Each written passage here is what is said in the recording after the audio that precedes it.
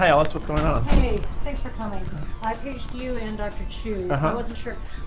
He's hypertensive, tachycardic, and his pain's getting worse. I gave him 2 milligrams of morphine and just dripped some fentanyl, but I really wanted you to take a look at him. Okay. Hey, Mr. Johnson, you're having a lot more pain? Yes. Can you describe the pain for me? My left side, down my left arm, just feels like a lot of pressure. And you point to where the pain is? Down my shoulder and right here, my left side of my chest. Okay, and when did that start? Just a little while ago. Okay, well, why don't you put your oxygen back on? I think that's important that you wear that. So he's gotten the 2 of morphine. I just drew up some fentanyl. Okay. Oh, great, Dr. Chu, Hi. I'm glad you're here. What's going on? Mr. Johnson's having a lot more pain, and his vital signs have changed. He's a lot more tachycardic and hypertensive. He's having left-sided chest pain. Why don't you come over here, we'll talk about it. Mr. Johnson, we're going to give you some pain medicine to help you with that pain. We're going to go and talk, we'll be right back, okay? All right. Okay. So tell me what's happening. So I got called back from the room, and the patient was having pain in his, it's like left-sided pain. He described it as chest pain, really, actually, that radiated from his arm and his shoulder. And I'm not sure if this is... What are his vital signs doing? His heart rate went up, and his blood pressure's increased also. So he seems to be feeling the pain, hypertensive, tachycardic. Yeah, and he's really reporting much worsened pain status. Okay. Well, what do you think's going on? Well, I mean, it could be surgical pain. I mean, they were working on the left side. The shoulder pain's a little odd. I guess, I think you can get referred pain, right? You can certainly get referred pain, especially with laparoscopic procedures. Yeah, but at least, on the right side, I guess they could happen on the left. But, I'm worried it could be something else. Was it, just incisional pain or he is diabetic and hypertensive. Any other concerns given those comorbidities? Well, I mean, I guess we always have to worry about heart disease in these patients. Yeah.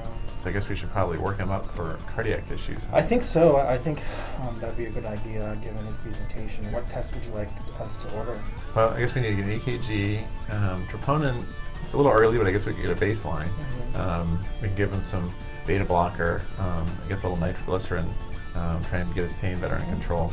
Aspirin's usually indicated, but probably not in this patient because he does have the history of ITP and he just had the splenectomy. Yeah, that's a good point. So we can't let's do work that. on getting those tests. I'm going to page the surgeon and let him know about this change in the patient's status. We should probably stay here and figure out what's going on before we start our next case. So let's go ahead and get those orders written and Okay, get those let me tests go get Alice started on those. Okay, great, thanks. So can we get a 12-lead EKG? And let's start with that, and we'll send some troponins. And then I think we need to slow his heart rate down with some metoprolol, and then get some nitroglycerin. That's a lot for one person to do, so why don't you do the EKG, and I'll go draw up some metoprolol, and we'll get started. Mr. Johnson, we're going to get some medication to try and get your pain in better control, okay? Hang in there with us, all right? Okay. Okay, great.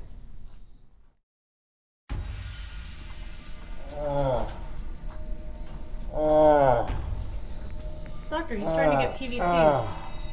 Alice, I'm getting kind of concerned. Why don't we get the code card in the room and put some pads on him? Okay. So, I've taken a look at his labs. His hematocrit actually came back normal, 32. His electrolytes were fine. What does his EKG look like? Well, the EKG should look like he had ST depressions laterally. So I'm beginning to think this is cardiac. I'm kind of concerned about cardiac etiology as well. Can you do me a favor? What I'd like you to do is to go and try to contact the cards fellow again.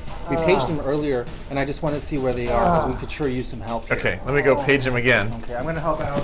Okay. Mr. Johnson, try to take some nice, big, deep breaths here, okay? Hey, could you page cardiology stat to the PACU again, please? We're going to put Thank these you. little pads on here, okay?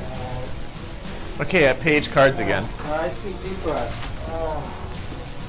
So hopefully they'll be here soon. Okay, So we've great. given him the metoprolol. We've tried some nitroglycerin, and I think we're doing all the right things. Mr. Johnson, I think he's lost consciousness. oh no. Mr. Okay, Johnson? let me feel for a pulse.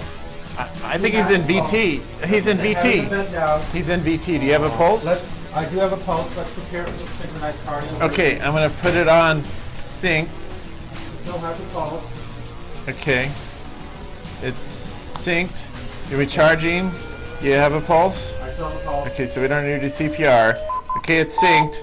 Okay, is everyone clear? Clear. Okay, energy delivered. Oh, Oh, still has a pulse. Oh. we got him. Looks like we got him back. Okay, great. You have a. What are our vital signs? Good job. Hi, welcome to the Stanford ACLS iPad app. I'm Dr. Larry Chu, And I'm Dr. Kyle Harrison. and we're going to be the co-directors of this educational program. Now, the scenario that you just saw involved a patient recovering from surgery in the post-anesthesia care unit. I'll make a point right now to mention that not all the scenarios are going to be about anesthesia. Obviously, what we want to do throughout this course is to give you different examples of how you can apply the principles of advanced cardiac life support and crisis management in various fields of medicine. But we, being anesthesiologists, decided the first one should be anesthesia, but we'll definitely be doing scenarios in other specialties of medicine going forward.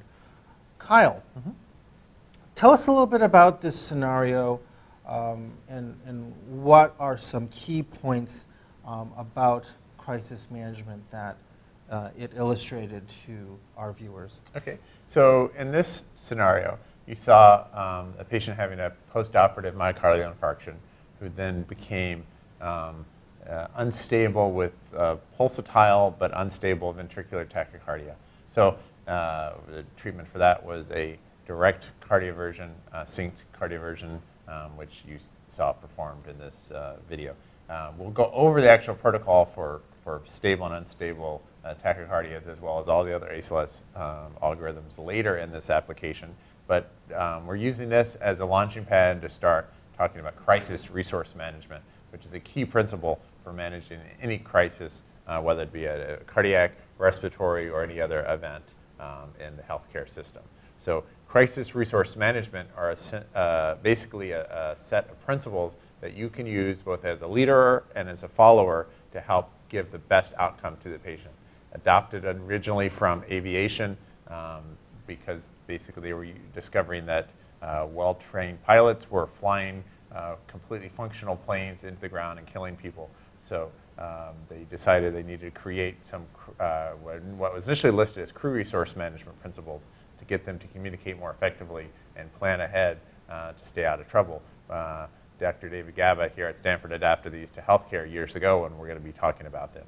So there are many principles, and I'm going to give you a much more in-depth lecture at the end of this module, but let's just briefly talk about a few. So one of them that you might have noticed was closed-loop communication, where the participant gave a command and then made sure that there was registry by the person that they're asking for. Why is closed-loop communication important in a crisis? Well, as you'll often know in a crisis, there's a lot of activity, a lot of requests for things.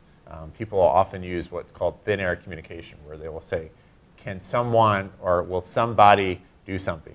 Well, that's either going to mean that nobody's going to do it, or maybe too many people are going to do it. When you task one person, then they've got the task. They have ownership of that, and they are most likely to get that accomplished. Now, you don't necessarily need to have direct verbal feedback from the person. That's ideal. But at least you should have some type of eye contact that the person understands what you requested. What's the best way to give closed-loop communication? You mentioned eye contact. Is that the only way? No, so using names when at all possible. So, if, for example, if I wanted you to do something for a patient, I would say, Larry, I want you to give 1 milligram of epinephrine and tell me when it's in. And then your response would be, I've given it, right, and it's in. Right. So I hear that he's Okay. heard it. He would say, I hear you want 1 milligram of epinephrine. And then once he's given it, then he would say that 1 milligram of epinephrine is in. Now, we've all walked into codes and crisis situations. I have to be honest, I don't know that I've necessarily seen closed-loop communication used that often. Can you give us some practical tips for how people, when they're coming in code, can actually put that tip into practice? I think one of the best ways is to have, as a follower, not necessarily as a leader, that sense that I need to make sure that I'm establishing closed-loop communication. So it's not just from the leader coming to the follower, so that everyone who's on the team will know when a leader asks me to do something, I can help them by saying, I hear you, this is what I hear, and I'm going to do it, and then repeat back when I've accomplished that task. as a leader, to practice, all I can say is just you have to force yourself to really try and use names. That's another key thing, so that you identify members of your team. Unfortunately, ID badges often flip, so you only are able to read the back of an ID, but if you know your teammates, use their names if at all possible. Is it ever okay to say anesthesia or pharmacist or nurse? If you have to do it that way, at least that's better than somebody, but ideally using names is a more effective way to communicate. Well, you mentioned something else. You said, as a leader, you need to practice principles such as closed-loop communication. And let's say we're walking into that room that you just saw, and there's a crisis going on. How do we establish leadership? How do we know who's in charge? So that's a great point. Often when you have a crisis, you have multiple people that arrive, and there may be a leader who is in charge, but the team may not realize that person's in charge. So although it sounds silly, a simple statement of, I am in charge, and this is what we are dealing with, dramatically improves the performance of the team. Do you think that makes people seem conceited or arrogant? Honestly, you have to fight against that. I don't think that's a real concern. When we talk to people and debrief them after real events as well as simulated events, people always have this question, who is in charge?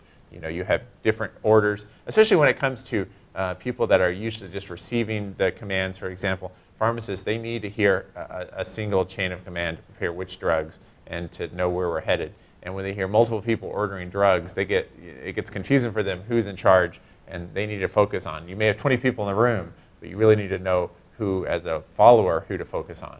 So it sounds like number one, establish your leadership. Absolutely. When you're walking into a room very clearly and explicitly, and don't be shy about saying, I'm the leader, I'm in charge. Number two, I heard you say use closed-loop communication. As much as possible. You as the leader can establish that as an example for other people, trying to use names whenever possible, or services if you don't know the names. Any other tips that we could call from the scenario that we just saw? One last thing I want to mention about the leadership again. Leadership, it may change throughout the scenario depending on if a more experienced member of the team arrives. And if that happens, there should be an explicit transfer of leadership so the team understands now who's in charge.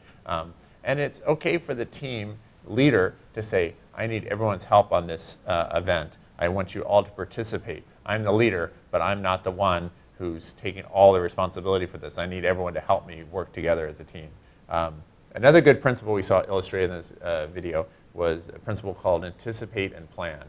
If you notice, Dr. Chu, when the patient was starting to have more ventricular ectopy and was starting to kind of get more unstable, he said, I need the crash cart, which was good, and he even went the next step, put the pads on the patient. So he's thinking, not only is this patient at risk of potentially causing or having a ventricular arrhythmia, I need to get it ready so if he does have it, I can pop him right then and there. So there was no delay because the patient was already on the pads. As soon as he went into VT, the assessment was made, is there a pulse or not?